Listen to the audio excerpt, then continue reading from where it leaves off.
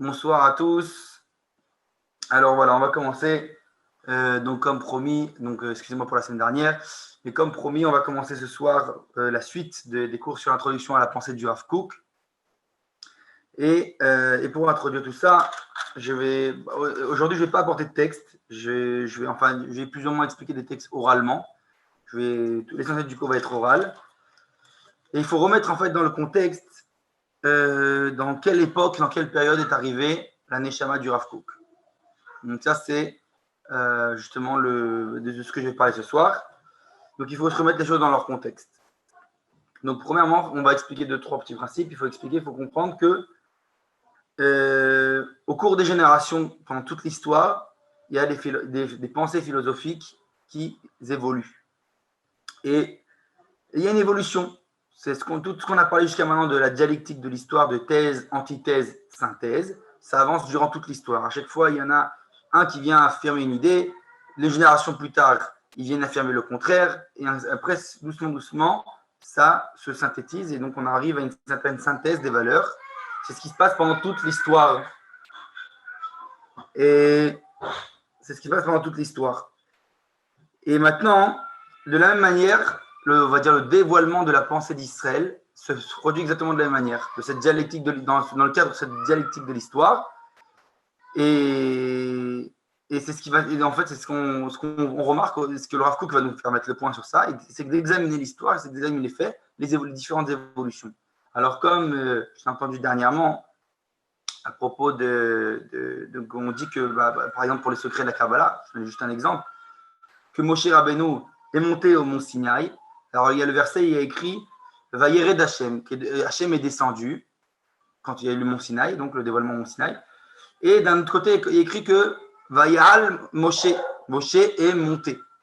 Et donc, le Rav Kook explique comment ça se fait. Je ne comprends pas. Il dit on aurait pu que Hashem il descend complètement à nous, et on n'avait pas besoin de monter, ou inversement, que Moshe il est à monter et que Akadosh Baruch Hu n'a pas besoin de descendre. Et pourtant, le verset, ils disent les deux. Il y a une descente d'Hachem et il y a une montée de Moshe. Le Rav Kook, il explique, sous-entendu, qu'ils se sont rencontrés quelque part au milieu. Et ça veut dire, cette idée-là, qu'au domaine de la Torah, au degré du dévoilement de cette Torah qui est infinie, eh bien, on a un point de non-dévoilement. C'est-à-dire que la Torah, pas tout a été dévoilé à Moshe. Une partie, Moshe, il a reçu une partie, du moins dans le dévoile de ce qui est dévoilé. Le reste, ça restait caché. Et au fur et à mesure des générations, on va dévoiler encore une facette, encore une facette. Tous les sages de chaque génération dévoilent continuellement. Donc, c'est partie non dévoilée de la Torah. C'est ce qui se passe. D'ailleurs, c'est pour ça que un des enseignements du Rav Uri Cherki, c'est sur le point de la différence entre justement ce qu'on appelle la notion de Torah Hashem et Torato ou Toratenu. C'est que dans la Bible, dans le Tanakh, il y a souvent l'expression la Torah d'Hachem, comme dans les Télim, le premier Télim. Et d'un autre côté, on a Torato, Toratenu, notre Torah ou sa Torah, une Torah qui est personnelle. En fait, c'est exactement ça. C'est qu'au niveau de ce qu'on parle souvent, on parle de la Torah qui a devancé la création du monde, etc., on parle de la Torah d'Hachem, la Torah du monde, du domaine de l'infini. Celle qui ne s'est jamais complètement dévoilée, même pas à Moshe. Et quand on parle de Torah, parce que nous, on étudie notre Torah, c'est-à-dire ce qui nous a été dévoilé, pas au-delà de nos perceptions. Et donc, au fur et à mesure des générations, on se dévoile encore et encore, comme on a dit. Ça, cette même expression qu'il y a dans les Télim, qui s'exprime par la notion de Torah Hashem et Torato, ou Toratenu, ça va s'exprimer dans le langage des sages, comme expliquait Manitou, par le Ha-Torah et Torah. C'est-à-dire quand on parle de Ha-Torah avec le He, la lettre He qui est la Torah par excellence, ça, on parle de la Torah du domaine de l'infini, la Torah qui ne s'est jamais véritablement pleinement dévoilée. Alors que quand on parle de Torah, tout simplement, on parle d'un dévoilement. Donc c'est pour ça que dans la Mishnah des Pirkei Avot, des Maximes des Pères, dès le départ, il est écrit Moshe Kibel Torah Misinaï, c'est Kibel Torah. Il n'y a pas écrit Kibel A Torah. Ça veut dire que Moshe, lui-même, même Moshe Rabbeinu, a reçu une perception de la Torah, enfin pas celle qui vient du domaine de l'infini, celle qui devance la création du monde, etc. Donc cette Torah-là, qui est la création de tout, celle que concrètement on n'a pas encore jamais étudiée, est du domaine de l'infini, et celle-là, c'est la Torah, ce qu'on appelle Torah d'Hachem dans le langage de la Bible. Alors que nous, à notre niveau, on étudie Torah, ce qui nous est dévoilé. Donc ça, c'est Torah. Et donc, c'est juste aussi au niveau de Moshe, au niveau de chaque génération. Et plus on va avancer à travers l'histoire, donc plus en fait, Akadosh Baruch Hu dévoile cette Torah, ce domaine de l'infini, dévoile de plus en plus ces nouvelles facettes de l'infini qui se cachent dans la Torah. Et donc, chaque sage de chaque génération va dévoiler ces nouvelles facettes. Donc, de la même manière que c'est dans le monde des idées philosophiques du monde entier, c'est encore plus forte raison, à plus forte raison que ça l'est dans le domaine du dévoilement de la Torah des sages de génération en génération. Et d'ailleurs, c'est pour ça qu'on ne peut pas résumer, en fait, parce que c'est comme ça, c'est du domaine d'une évolution dialectique et du domaine de l'infini. On ne peut pas résumer en deux, trois mots ce que c'est, cette évolution. On est obligé de regarder le tout, l'ensemble, l'évolution totale. Et on ne peut pas non plus donc, séparer une génération d'une autre, etc. Parce que, comme on a dit, comme il y a une avancée, il y a des hauts et des bas, etc., des avancées dialectiques. Donc, on ne peut pas séparer une génération d'une autre. Il y a ce qu'on appelle cette dynamique-là des dévoilements de la Torah. On est obligé de tout relier. On est obligé d'avoir ce qu'on dit en hébreu un chut hachoser, c'est-à-dire le fil conducteur qui mène tout ce processus, ce dévoilement. Et d'ailleurs, c'est pour ça, ils nous disent comme ça, ils expliquent le Rav, que Hachem, Kadosh Baruch Hu, nous a fait un grand chesed, nous a fait une grande bonté, une bonne chose, il nous a fait qu'il a éparpillé tout ça, ces dévoilements à travers l'histoire.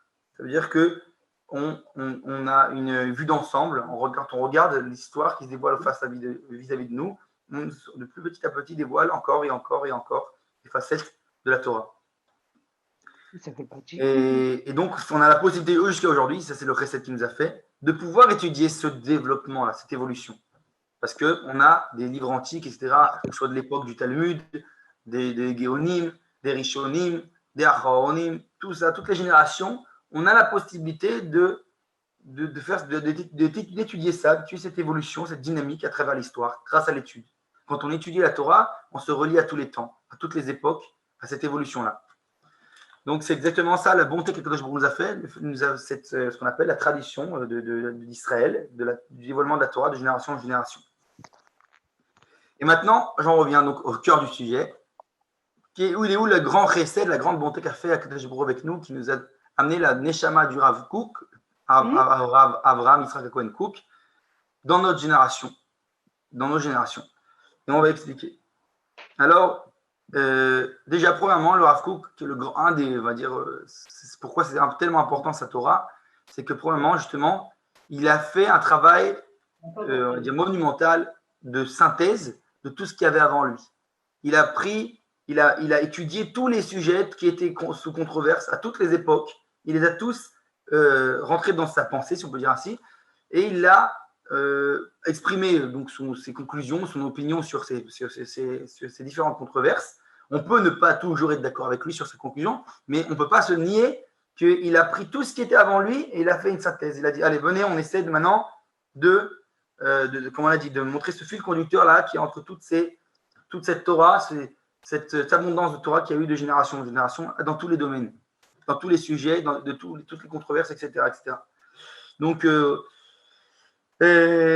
par exemple, sa pensée, comme ce qu'on va voir, elle passe par que ce soit les prophètes, donc la prophétie de Tanakh, la Bible, elle se passe par la pensée de nos sages, par les différentes philosophies qui s'évoluent, on a dit de génération en génération, et ne serait-ce que même celle du Rambam, et les pensées des kabbalistes, de la Kabbalah, la Chassidoute, les mitnagdim, ceux qui sont opposés à la Chassidoute, etc., etc. Il vient faire une synthèse, on doit s'aborder à tous ces sujets-là. On ne peut pas se permettre de laisser un sujet de côté. On doit s'aborder à toutes les sougiotes, comme on dit en hébreu, sur tous les plans, et approfondir et essayer de faire une synthèse de tout ça. Donc, parce qu'on est après tout ça, au niveau historique, on doit synthétiser notre époque. Et donc, le Rav Kook, il fait un travail, tous ces domaines. Il vient faire un travail de synthèse dans tous ces domaines. Et c'est pour ça que c'est un point important, majeur, un point majeur de la pensée du Rav Kook, c'est que, on va dire, quelque part, c'est le premier à faire ça. Qui prend tout ce qu'il y avait avant lui, et hop, venez, on concrétise toutes les époques. Donc, c'est un point important, c'est un carrefour de l'histoire, si on peut dire, très important. Et d'ailleurs, on voit, il faut bien comparer aussi un autre point, qu'on ne peut pas dire que toutes les époques pendant l'histoire étaient, on va dire, les plus fructives au niveau du développement de cette dialectique. Il y a des époques où on avait l'impression que ça stagnait, c'est resté bloqué, du moins, une certaine période. Par exemple, le Moyen-Âge avec l'époque des Géonimes, où on voit que, à part des questions-réponses par-ci par-là, pendant presque 400 ans, qui est une longue période, donc de l'an 650 jusqu'à 1050, jusqu'à ce que ce soit la fin des derniers Géonim, le Rav Hai Gaon et le Rav Shra Gaon, on voit que c'est y a pas tellement on va dire, une période comment on dit ça, de dévoilement, de Hidushim en Torah. C'est resté plus ou moins la même chose pendant les 400 ans. Contrairement à ça, pendant les 70 ans de la vie du Rav Kook, qui sont 70 ans, on va dire, c'est assez petit à l'échelle de l'histoire, 70 ans, c'est passé dans l'univers, dans le monde, des changements qui ont changé la face de l'univers, qui ont changé le monde. Et donc, c'est pour ça qu'on voit que c'est concentré dans cette petite période-là, des changements manifestes qui vont faire que maintenant, on doit se poser la question, mais pour tous ces changements, ça a complètement changé nos notions dans beaucoup de domaines. Et c'est de ça qu'on va parler que vient faire le Rav Kook dans cette époque et de quel changement on parle. Je vais en parler maintenant. Et donc, il faut se poser la question pour en quoi ça doit toucher, en quoi ça doit changer notre manière de voir les choses, etc. Tous ces grands changements historiques. Et ça, bien entendu, ça c'est un des grands fils conducteurs de la Torah de Rav Manitou aussi. Il dit tout le temps que justement que Akadosh Baruch Hu se dévoile à travers l'histoire, on peut pas se nier. D'ailleurs, c'est un grand principe du Maharal de Prague. On ne peut pas, quand il y a des grands changements historiques, plus un changement il est à une grande échelle, plus il demande de nous d'y tirer attention. On ne peut pas se dire on continue l'histoire comme si rien ne s'était passé quand il y a des grands changements historiques qui se produisent autour de nous. Ça, c'est un des grands principes du Maharal de Prague, que le Rav Kook va encore plus élargir. Et le Rav Manitou, il base plus ou moins toute sa Torah sur ce qu'on appelle Torah Tatoldot. C'est justement ces choses-là qui se produisent sous nos yeux.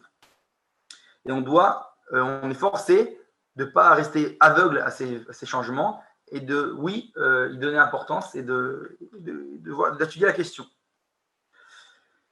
Est-ce que jusqu'à il y a des questions peut-être? Pas de questions. Si vous avez des questions, coupez le micro une seconde et posez, pas de problème, dites-moi. Sinon, je continue. Alors, maintenant, je continue. Donc, on va voir justement quels sont ces changements. Alors déjà, à première échelle, on va dire sur un premier plan, il faut remarquer que quand le Rav Kook est né, encore, le monde était dans sa grande majorité religieux.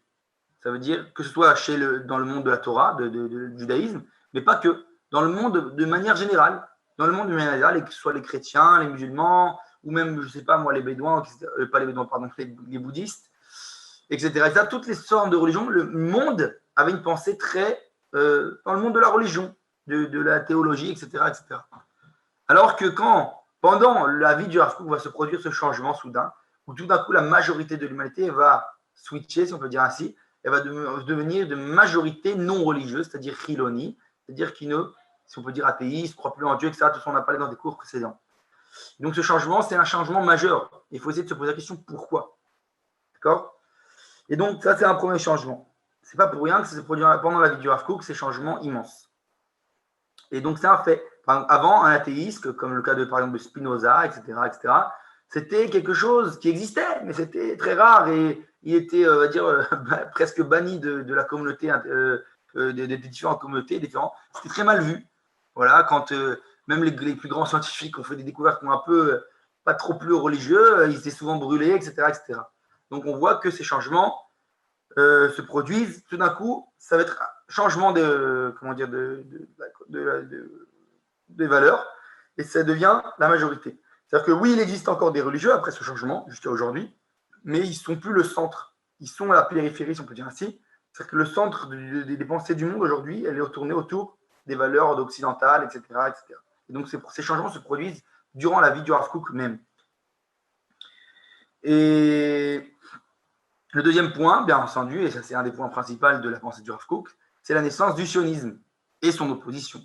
C'est-à-dire qu'il y a un phénomène qui se produit, un retour du peuple d'Israël sur sa terre, qui commence à se produire doucement, avec différentes implantations, etc., etc. Et donc, il y a forcément des réactions de différents courants donc, du judaïsme vis-à-vis de ces phénomènes. Est-ce qu'on va être pour ou contre, etc., etc. Donc le sionisme et l'antisionisme. Et donc, tous ces changements, comme on l'a dit, ça se produit exactement pendant la vie du Rav Kook. Ces grands changements qui vont changer, en fait, ce que jusque-là était notre vision du monde.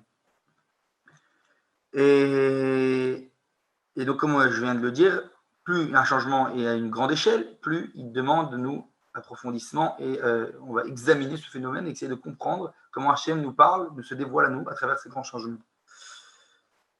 Maintenant, alors oui, alors ça, peut-être que c'est un point que je vais peut-être un peu approfondir. Ça vient d'une base comme ça. On va dire que aujourd'hui, la question que les gens se posent de manière générale, justement, entre ce que les gens pensent être la différence entre un religieux et un non-religieux, si on peut dire ainsi, ils croient, les gens, que c'est est-ce que je crois en Dieu ou je ne crois pas en Dieu. Alors, on vient nous expliquer, le Rav Cherki, concrètement, ce n'est pas véritablement la différence, la question. Cette question-là, c'est qu'une question superficielle, extérieure, etc. Mais en vérité, la vraie question qui se cache derrière ça, ce n'est pas la différence entre le Mahamin et le Lo-Mahamin, si on peut dire ainsi. C'est que, on voit ça très bien, pourquoi? Parce que Aristote lui-même, par exemple, qui n'était, on va dire, si je peux l'appeler ainsi, le plus grand des, on va dire, le père des athéistes, si on peut dire d'une certaine manière, ou des non-croyants, ou appelez ça comme vous voulez, et bien en tout cas, du moins lui, il a affirmé qu'il y avait un Dieu. Il a appelé Dieu Asiba Arishona, la cause première. Donc il a affirmé l'existence d'un Dieu. Et pourtant, le fait qu'il ait affirmé cette existence d'un Dieu, ça n'a rien changé au niveau de sa morale, etc., et de toute sa théorie, de ce qu'on appelle que le monde va selon une espèce de forme de causalité, etc., etc. Et tout le monde philosophique fonctionne selon ce mode de pensée. C'est-à-dire que le monde va de cause à effet, à cause, à cause, à cause, à cause, à cause. Et donc, pour lui, Dieu, c'est que le point en premier qui a tout commencé, mais en fait, finalement, après, il n'y a pas de providence, il n'y a pas de suivi. Et donc, en fait, il y a ce qu'on appelle Efkerut, c'est-à-dire Dieu a abandonné ce monde, et donc, le monde, il va à son propre cours naturel. C'est le déterminisme d'Aristote. Et cette même valeur, on la voit aussi chez Descartes, qui lui aussi a fait toute une philosophie pour arriver à la conclusion que Dieu existe, mais lui aussi, ça n'a pas vraiment, on va dire, ça n'a pas vraiment changé sa vision des choses au niveau métaphysique. C'est resté, encore une fois, on va dire plus ou moins sur le même plan qu'Aristote, qui sont des plans un certain déterminisme de l'histoire. Et donc, concrètement, on dit que ce qui fait la différence entre le Mahamin, donc celui qui est Mahamin et celui qui ne l'est pas, c'est pas la croyance en Dieu ou pas, c'est le fait de penser que, je vais essayer de peser mes mots, mais de dire que ce Dieu, qu'il existe ou pas, parce que finalement Dieu est au-delà de l'existence même, donc si on peut dire exister, c'est le diminuer, dire qu'il existe, parce que c'est le domaine de l'existence, de la créature. Donc, est-ce qu'il y a une volonté? Est-ce que toute cette histoire qui se produit autour de nous n'est pas un déterminisme, une espèce de cause à effet de loi déterministe de la nature, mais est-ce qu'il y a une volonté qui se cache derrière tout ça? Est-ce qu'il y a un pourquoi? C'est exactement comme j'ai expliqué dans mon cours entre la science et la Torah. On a expliqué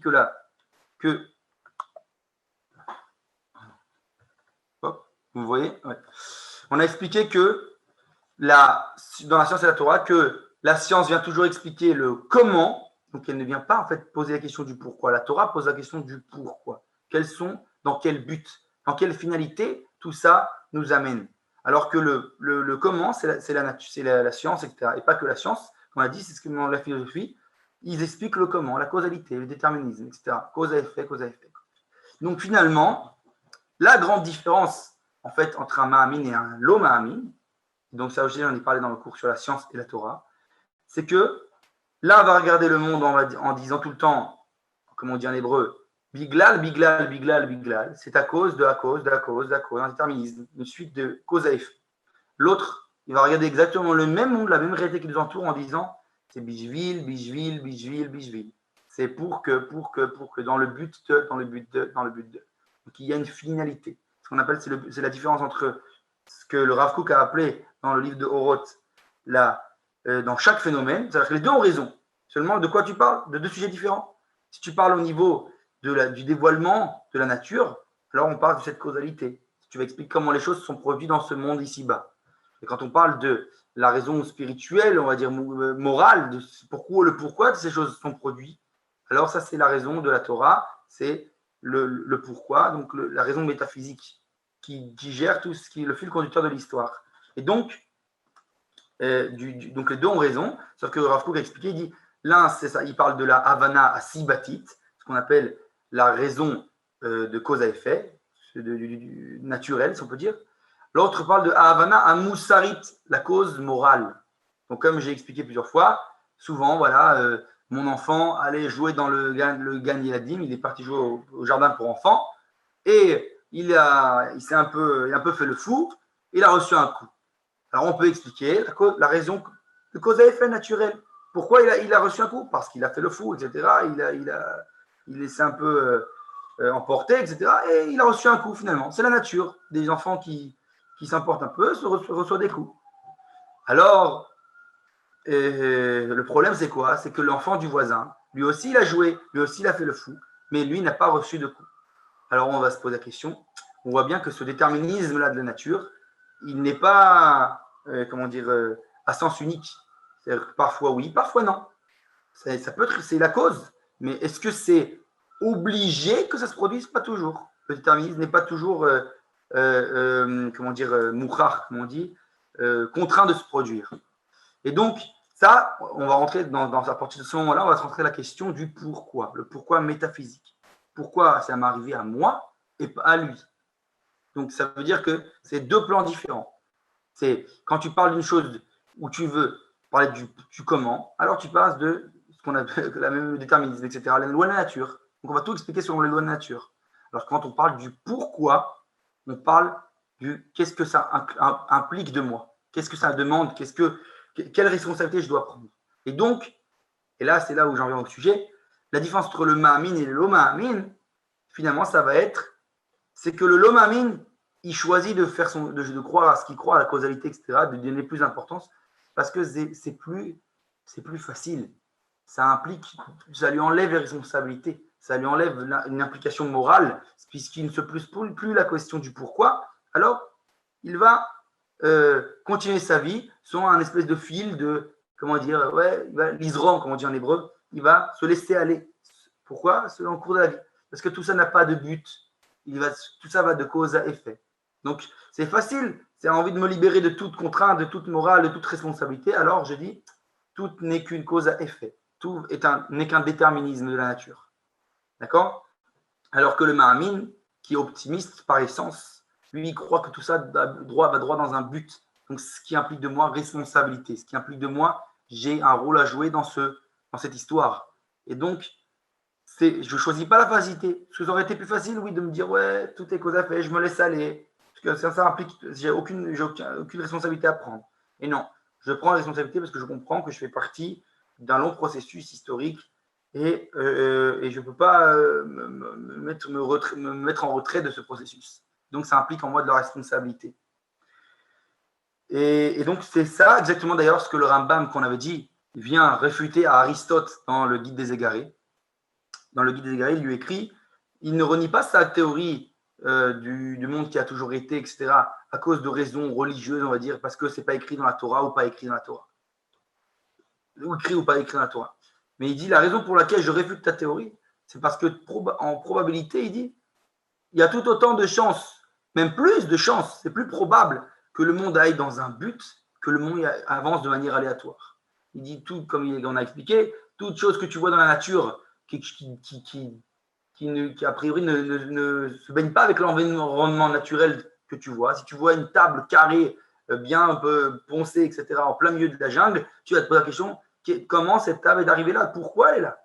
Donc, c'est parce que tu vois bien qu'elle ne fait pas partie de ce cadre naturel. Et bien, c'est la même chose. Ça veut dire que finalement, et là, je vais être un peu peut-être extrémiste dans mes propos, c'est que, imaginons, souvent il y en a qui essaient, on avait dit d'expliquer l'ouverture de la mer par des raisons naturelles. Bon, ils essayent d'expliquer que finalement, il n'y a pas eu de miracle pendant l'ouverture de la mer, etc. et que tous ces produits par des vents du nord, etc., etc. Alors, peu importe s'ils ont raison ou pas raison. Je dis, imaginons que voilà, allez, j'accepte leur théorie. Imaginons. Je dirais, vous savez, c'est quoi le miracle? Le miracle, c'est pas est-ce que c'était version Spielberg ou pas Spielberg. C'est pas est-ce qu'il y avait tout ce qu'il y a eu, tout ce qui est miracle, tout ce qui a été décrit. Le véritable miracle, c'est le miracle de la providence divine. C'est-à-dire que même si tu m'expliques tout sur un déterminisme naturel, ce miracle, je te dirais que le miracle, c'est le bidjouk, le timing.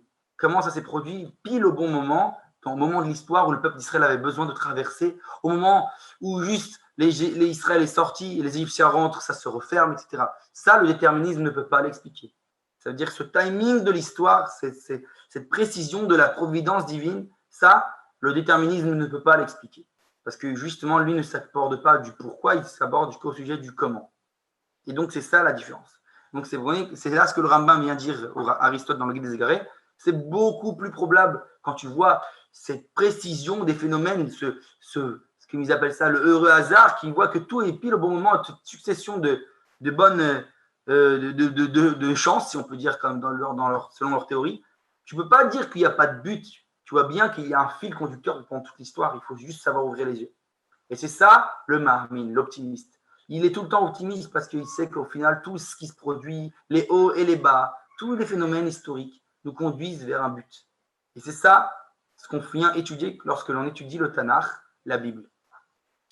Donc après avoir fait cette longue introduction, il faut bien comprendre que justement, c'est ce qu'on fait quand on comprend, on comprend pourquoi le Rav Kook a représenté dans telle génération, etc. Il y a des grands changements historiques qui s'opèrent et je dois me poser la question du pourquoi. Pourquoi ça se produit dans nos générations?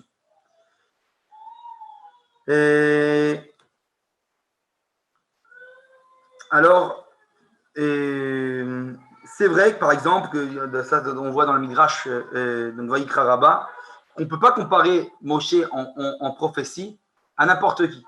On l'appelle, les sages l'appellent donc Moshe, Avien Shel Hanevim, le père des prophètes. Il y a une certaine valeur qui lui est sa valeur et que personne ne l'égale dans ce domaine-là. Et c'est pareil pour, par exemple, le Baal Shem Tov, qui est le père de la Chassidoute, il est appelé père de Chassidoute. On ne peut pas l'égaler à ce domaine, il est venu apporter cette notion, cette valeur, donc à sa génération. Eh bien, de la même manière, le Rav Kook, à son tour, lui aussi, a son point, on va dire central, qui va être sa phase de dévoilement de la Torah, sa dimension à lui qui vient dévoiler, et que personne ne l'égale dans ce domaine-là. C'est justement cette vision de collectif, de synthèse, d'englober, d'ensemble, de voir tout ce qui est avant lui, faire une synthèse et d'essayer de comprendre ce fil conducteur-là de l'histoire. Et ça, c'est ce que vient l'essentiel de la pensée du Rav Kook vient nous apprendre.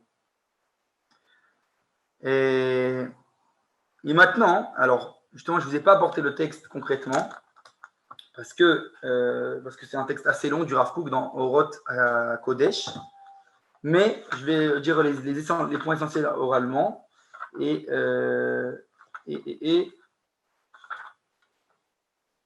vais juste montrer on va dire la phrase importante que je vais lire d'après le livre, même si je ne voulais pas apporter ce texte.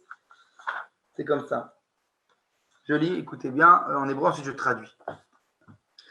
Il dit Shlosha enam hashinuim ha'ikarim sheba'u b'ma'alach hatziyur ha'enoshi bizman hachadash. Il dit il y a 3 changements essentiels qui sont venus dans donc ce processus, dans on va dire les visions, dans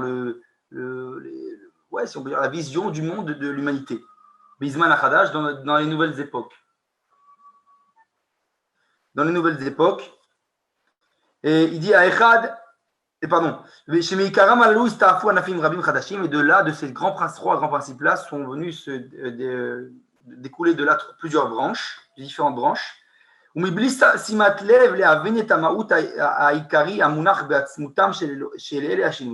Et sans qu'on fasse attention, on ne fait pas attention à l'essence de ces changements profonds.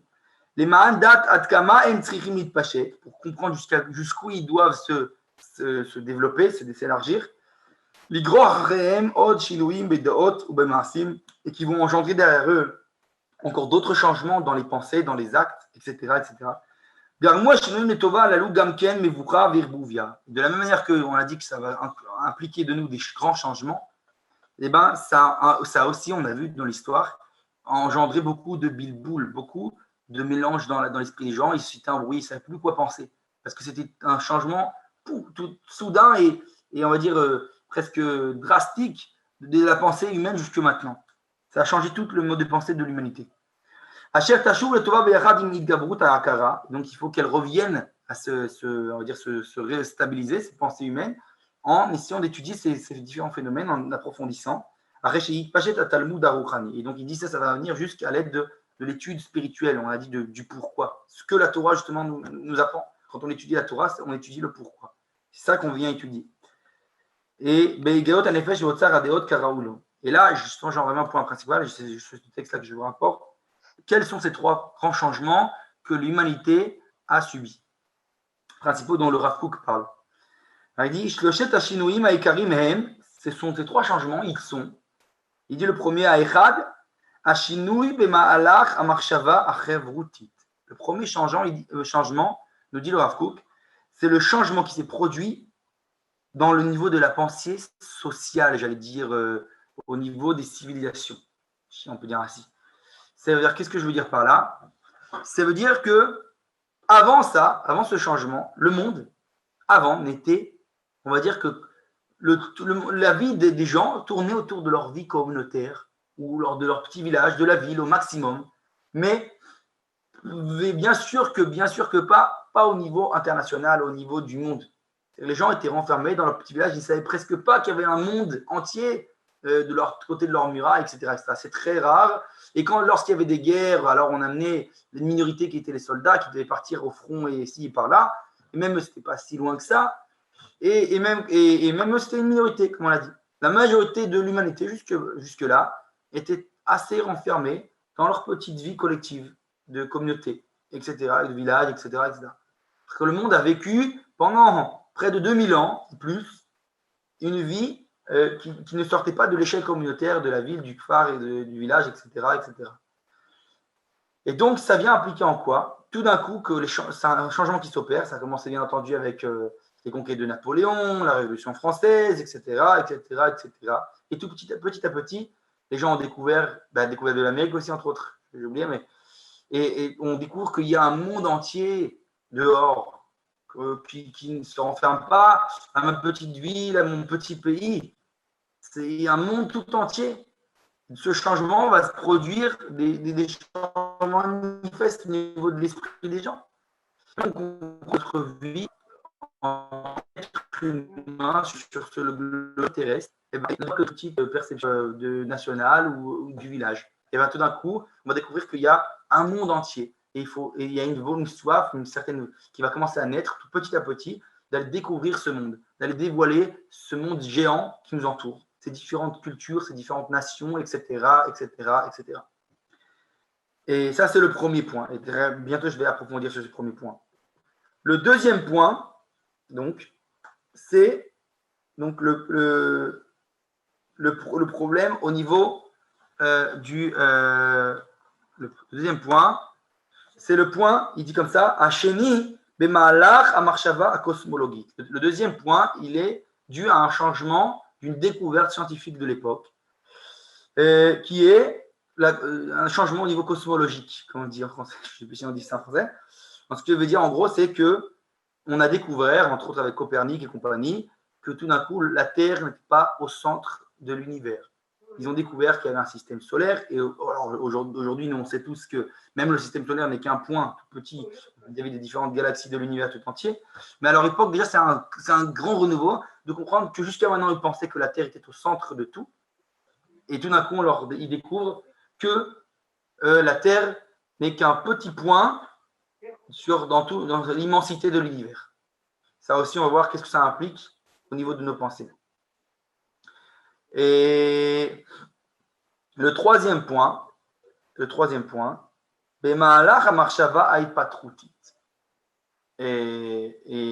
donc il dit c'est aussi dû à une découverte scientifique, et ça, on en a parlé justement quand on a parlé de notre cours entre le lien et la science et la Torah, c'est cette pensée qui s'est renouvelée avec ce qu'on appelle les théories de l'évolution de Darwin et compagnie. C'est-à-dire que pareillement, même sur l'échelle du temps, puisque maintenant le monde était persuadé que le monde était dans le monde, dans la vision religieuse du monde, 6000 ans, etc., à petite échelle. D'un coup, on découvre qu'en fait, c'est un long processus qui peut-être se tire sur des milliards d'années, etc., etc. Et en fait, on vient découvrir que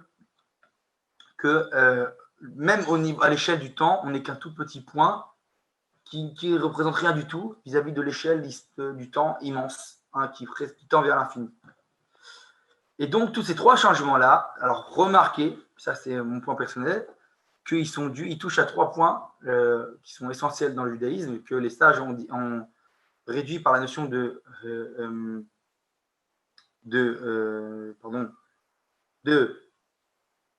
Hashan, voilà, je vais chercher le mot. Hashan, les sages ont réduit ces mots dans Hashan. Otiot Hashan, c'est les lettres du mot fumée en hébreu. Aïn, Shin, Nun. Ils ont dit les sages, Aïn, c'est Ba'olam, dans le monde. Donc là, c'est le changement cosmologique. C'est-à-dire qu'au niveau géographique, je peux dire ainsi, au niveau de l'espace. Le deuxième, c'est Shin, Shana, au niveau de l'année, donc dans l'espace-temps. Et le troisième, Nefesh, qui a l'espace en français, très difficile de traduire, mais au niveau des personnalités. Ça veut dire, ces trois choses-là, ces trois domaines-là, c'est les choses qui font que nous, l'être humain, on est fini, c'est-à-dire on est limité dans ces trois domaines-là, alors que l'infini, Akadosh Baruch Hu, le Saint béni soit-il, il est lui infini dans ces trois domaines-là. Et d'ailleurs, on voit une certaine aspiration de l'humanité pendant toutes les générations à vouloir se surpasser de ces limites-là.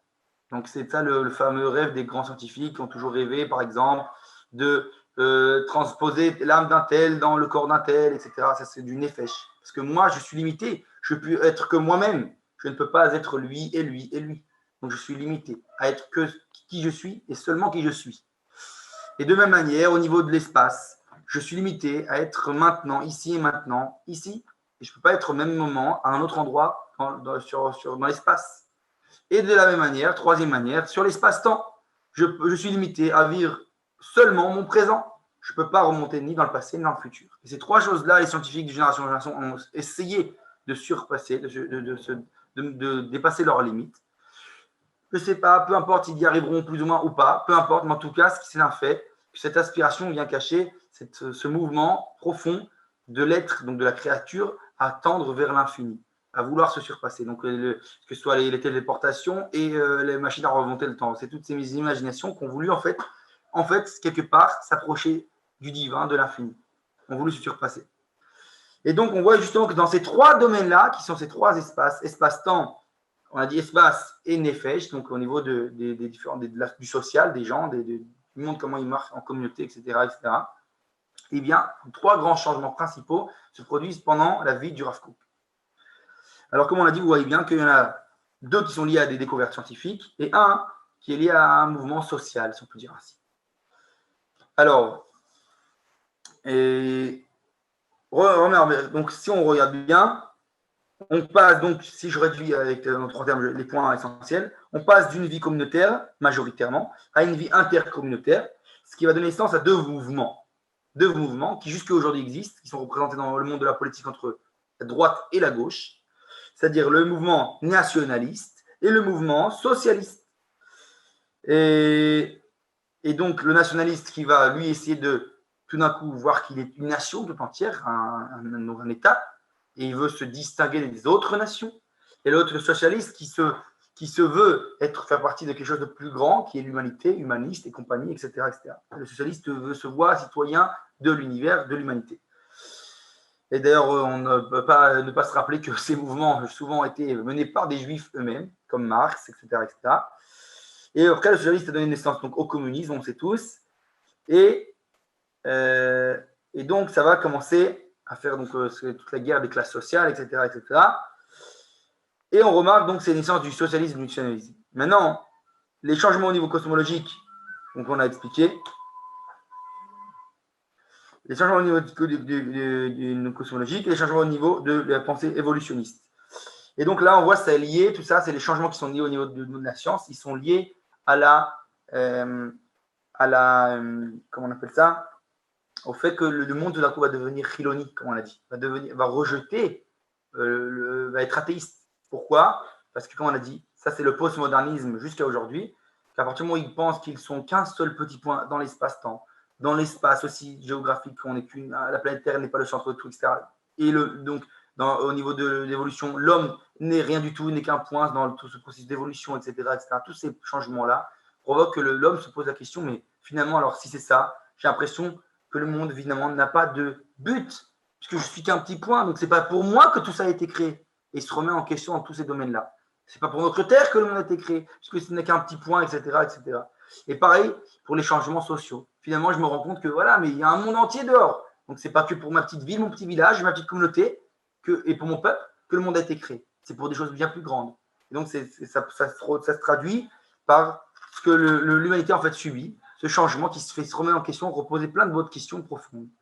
Et donc, c'est pour ça que le Rav Kook, il arrive pile au bon moment, si on peut dire ainsi. La Providence nous a amené la Neshama du Rav Kook pile au bon moment pour nous expliquer, nous montrer qu'il ne faut pas sortir de ces gonds, de tous ces grands phénomènes et chercher à approfondir, comprendre à quel point, même si on admet ces changements, même si on comprend qu'on n'est qu'un point finalement dans l'espace-temps, l'espace géographique, etc., etc., etc., ça vient en aucun cas changer le pourquoi. Comme on l'a dit, puisque ce sont deux raisons, deux mondes qui sont parallèles. Le monde physique, le monde du déterminisme, du cause à effet, et le monde du pourquoi, le monde de la Torah, le monde que tout ça s'est produit par un phénomène naturel. Mais ce phénomène naturel, le pourquoi, il ne peut pas l'expliquer. Et donc, on a besoin de la Torah pour donner la raison, le fil conducteur, la bonté qui se gage derrière tout ça, la providence divine qui apparaît. Donc, on en revient à la question essentielle qui, finalement, la question n'est pas est-ce que Dieu existe ou n'existe pas. La question est est-ce que ce Dieu qui n'existe ou qui n'existe pas, parce qu'il est au-delà de l'existence, il apparaît dans l'histoire, il se dévoile à moi. Est-ce qu'il y a ce dialogue? Vous vous rappelez, on en a parlé quand on a parlé avec l'islam et le christianisme en disant que dans le christianisme, ils ont centralisé toute la relation autour de l'homme. Dieu, petit à petit, se réduit, alors que dans l'islam, c'est l'inverse. On centralise Dieu et petit à petit, l'homme perd de la valeur, il ne devient rien qu'un simple pion. Dans le judaïsme, on centralise la relation du divin, l'infini, et du fini, l'être, la créature, l'homme, l'être humain, etc.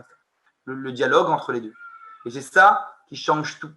Parce que quand on parle d'un dialogue, d'ailleurs, quand on parle de dialogue, en fait, qui dit dialogue dit qu'on parle, c'est un dialogue de personne à personne. Alors, bien entendu, pas personne, Kadosh Baruch Hu ne vient pas dire que c'est une personne au niveau physique, il a un corps, Chas Shalom, etc., etc., mais personnalité au niveau que dans le monde du déterminisme, en fait, comme il a fait Aristote lui-même, il vient réduire Dieu à une espèce de, on peut dire, une machine de déterminisme, le point du départ, mais ça veut dire qu'il ne parle pas à quelqu'un, il parle à quelque chose. Et dans le judaïsme, on ne parle pas à quelque chose, on parle à quelqu'un. D'où la possibilité, dans le judaïsme, et c'est ça un des grands ridouches de la Torah, de la teshuva. La teshuva vient nous exprimer que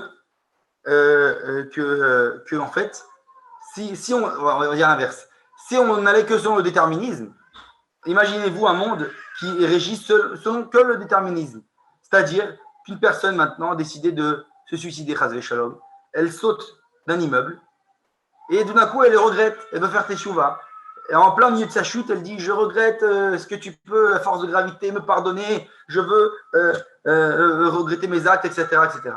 Et donc il dit je recommencerai plus, je recommencerai plus. La force de gravité lui répond eh ben oui, t'inquiète pas, tu recommenceras plus.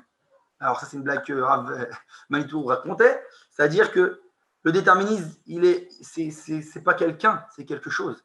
Donc il n'y a pas de dialogue, il n'y a pas avec qui parler.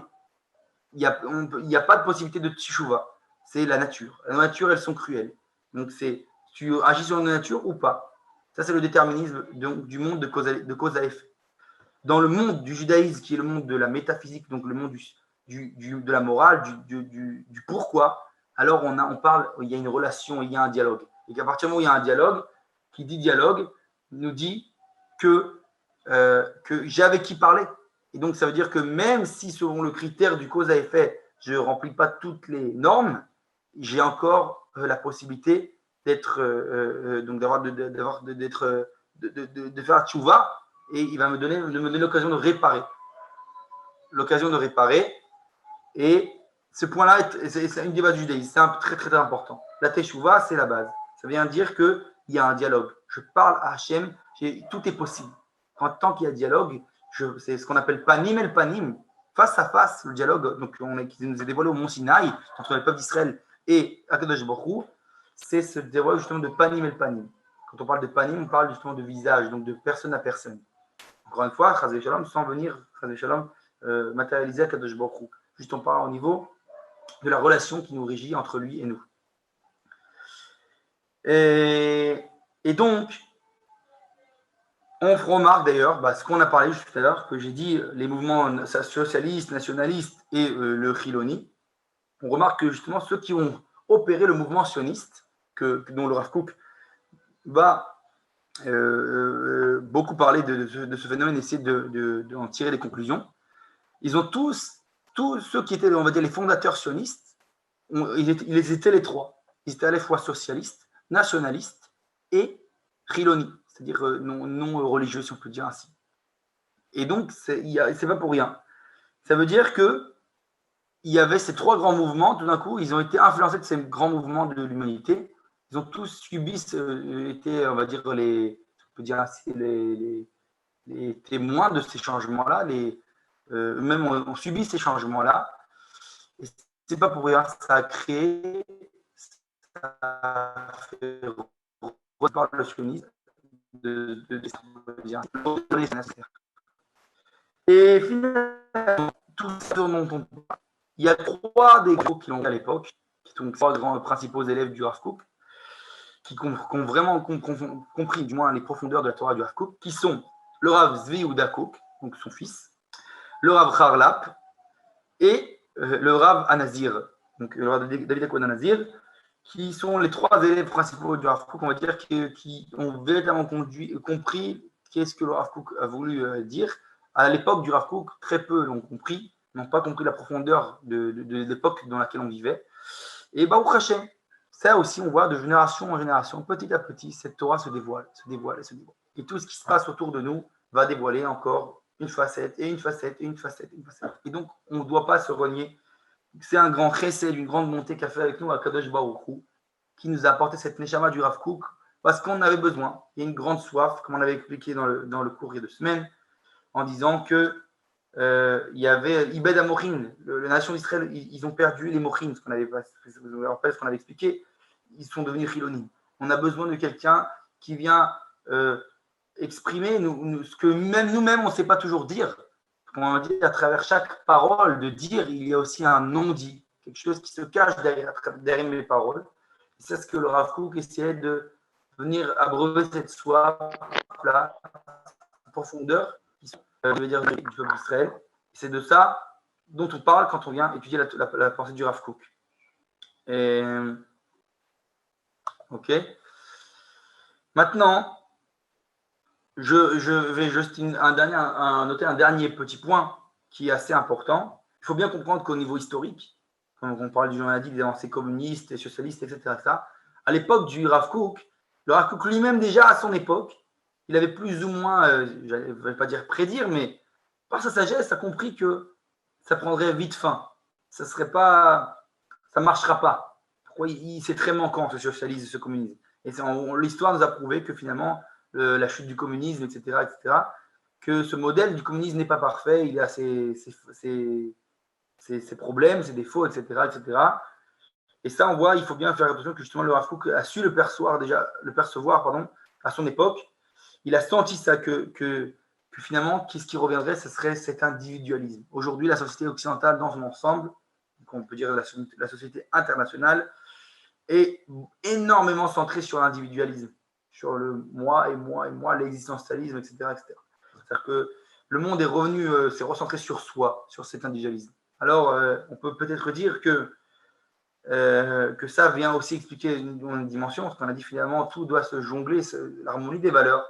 Donc, mon universalisme, humanisme, ne doit pas contredire mon nationalisme et ne doit pas contredire non plus mon individualisme. Quand je comprends que je remets chaque chose dans sa place juste, donc il n'y a pas de styrote, il n'y a pas de contradiction, au contraire, il y a une harmonie. Donc, je peux très bien être pleinement moi-même dans mon individualisme profond, qui est un peu représenté aujourd'hui par le capitalisme de manière superficielle, mais tout en ne en me rentrant, comment dire, me rentrer dans un nationalisme et dans un universalisme. Donc ça, sont les points principaux de la pensée du Rav Kook. Et je pense d'ailleurs, et ça c'est lié aussi à un truc, et là on va en arriver à une conclusion que le Rav explique ça à la fin de son cours, qui est lié, d'ailleurs je pense que c'est assez lié à ce qui se passe aujourd'hui dans la vie politique en Israël. Il faut savoir que, comment dire, dans le monde du niglé, c'est-à-dire du dévoilement, ce dont on a parlé, le dévoilement de la Torah qui se dévoile petit à petit, alors on a une certaine perception des choses. C'est vrai, on a tout le temps une vision et on est persuadé qu'on a raison, et légitimement. Et donc on va agir selon une directive. Mais parfois, comme on dit, si on peut dire, il y a une pensée qui tout d'un coup qui naît et qui commence à prendre le dessus. Et donc, quand cette pensée commence à prendre le dessus et on voit qu'elle se développe, elle se propage dans l'univers, on ne peut pas se nier et dire ah non, on continue, on reste la tête dans le mur avec nos pensées. On doit se remettre en question, essayer de comprendre qu'est-ce que cette grande pensée qui vient tant happer autant de gens, qui devient un phénomène tellement large et grand. Qu'est-ce que ça vient m'apprendre? Qu'est-ce que j'ai en tiré là-bas? Quelle est la graine de vérité qui se cache derrière cette pensée, à tel point qu'elle happe autant de monde? Donc c'est pour ça que ça, c'est ce qu'on appelle la providence se dévoile à travers ces choses-là. Et donc quand une pensée commence à prendre le dessus, comme c'était le cas, on a dit ces 3 changements principaux dans les dernières générations. Et c'est pareil pour chaque chose. Dès qu'on voit quelque chose, un phénomène commence à prendre le dessus, à devancer une chose que jusqu'à maintenant n'était pas acceptable par l'humanité, on doit se poser la question, quelle est la graine de vérité là-bas? Qu'est-ce que ça vient apporter? Quelle ridouche, quelle nouveauté ça vient apporter à l'humanité? Quelle est la graine de vérité qui se cache derrière souvent ces mensonges que nous, on doit savoir identifier pour pouvoir remettre l'harmonie des valeurs. Donc voilà. Je pense que j'ai plus ou moins terminé pour ce soir sur ce cours. Est-ce qu'il y a des questions? Qui veulent couper votre micro et poser vos questions librement sur ces notions, parce que c'est des notions un peu profondes ou compliquées. N'ayez pas honte. Il y a des questions ou pas? Non? Alors, voilà. Donc, il faut bien comprendre que chaque chose, toute la Torah, d'ailleurs, le Rambam, on a dit, il a dit lui dans le Guide des Égarés, il a écrit son livre exprès avec des contradictions dans son livre. Il explique dans son introduction que j'ai mis des contradictions dans mon livre exprès pour que ceux qui ne savent pas approfondir, qui sont superficiels, ne comprennent rien, et que pour ceux qui sachent approfondir, vont comprendre les profondeurs de mon livre. Et donc, c'est la même chose. La Torah envoie, et d'ailleurs, c'est ce que le Rav Cherki nous disait, vous vous rappelez qu'on a étudié la critique biblique, on disait que la critique biblique prétend, parce que la Torah est pleine de contradictions, qu'elle n'est pas divine. Et le Rav Cherki dit que c'est exactement l'inverse qui est vrai. Parce que quand tu dis qu'il y a dans un livre une contradiction ou deux, alors oui, tu peux dire c'est une erreur, ouais, il a raté là, il s'est raté l'auteur. Mais quand tu vois qu'il y a quelque chose dans la Torah qui revient de manière systématique, il y a des contradictions qui reviennent et qui reviennent et qui reviennent, tu vois bien qu'il y a une méthode, il y a une stratégie. C'est-à-dire que la Torah, elle fait ça de manière méthodique, de mettre des contradictions à l'intérieur d'elle-même, dans le même but, pour montrer que celui qui n'approfondira pas la Torah ne comprendra pas, parce qu'on ne veut pas qu'il approfondisse, parce qu'il n'est pas, apparemment, il n'a pas les outils nécessaires pour pouvoir approfondir, alors que ceux qui approfondiront, qui ne resteront pas sur le plan superficiel, alors trouveront des raisons profondes et comprendront les profondeurs de la Torah. Et donc, c'est pour ça que, au contraire, le fait qu'elle a plein de contradictions, la Torah, sur le plan du niglé, ce qu'on appelle du dévoilement, alors, au contraire, elle vient, au contraire, encore plus montrer la véracité divine de la Torah, que seul le divin peut inclure autant de contradictions et que soit inclus dans une certaine harmonie et une synthèse des valeurs. Donc voilà. J'espère avoir été assez clair.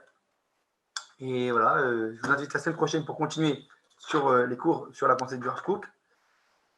Et on avancera doucement son livre, tout le temps le même livre, vous vous rappelez, Dassoula, qui a été récemment réédité. Donc voilà, je vous invite à la semaine prochaine, 20h30, même heure, comme d'habitude, Bezrat Hashem, qu'on n'ait pas de soucis, ni au niveau d'Internet, ni au niveau de la santé, ou ce que j'ai eu avant. Amen. Voilà. Amen. Toda Rabba, Shabbat Tov. Amen. Toda Rabba. Bonsoir à tous et à la semaine prochaine, Bezrat Hashem.